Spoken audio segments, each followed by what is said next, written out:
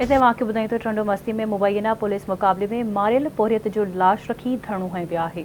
SHO Shah Hussain शाहिद खुश्क 6 लाख रुपया घुरिया हुआ। मुज़ाहिरीन जो चवणु आहे रिश्वत न ॾियण तां अशरफ लपोटो खे कूड़े मुक़ाबले में मारे छॾियो। वारसनि इहो इल्ज़ाम लॻायो आहे। शाह हुसैन पुलिस नौजवान ज़ुहैब खे मुबैना मुक़ाबले में मारण जी दावा कई हुई।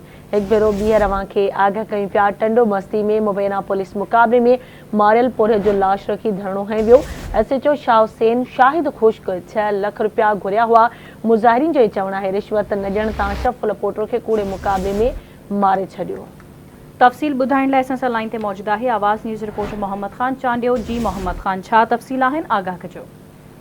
जी बिल्कुल, टंडो मस्ती गुज़िरियल राति देर सां शाह हुसैन पुलिस पारां फुल फ्राई कयल कमाल फोटोग्राफी अशरफ लपोटो जे वारसनि पारां क़ौमी शाहराह जंगल होटल अॻियां नौजवान जो लाश रखे क़ौमी शाहराह ते धरणे जे अॻवाणी फुल फ्राई थियल नौजवान जो पुटु ज़ुहैब लपोटो ऐं फलपोटा बिरादरी जा सभई नौजवान करे रहिया हुआ। एहतियात कंदे जो चवणु आहे त असां खां एसएचओ शाह हुसैन पारां 6 लाख रिश्वत घुरिया न ॾियण तां नौजवान खे बेगुनाह क़त्ल कयो आहे। एहतियात कंदे SSP Khairpur IG Sindh DIG Sukkur ऐं ॿियनि खां मुतालबो कयो त नोटिस वठी नौजवान जे क़त्ल जो केस एसएचओ शाह ऐं यूसुफ नारे जो मथां एफआईआर दाख़िल कई वञे तेसिताईं धरणो जारी रहंदो। जी ठीकु आहे, मुंहिंजी महिरबानी मोहम्मद ख़ान अपडेट करण लाइ।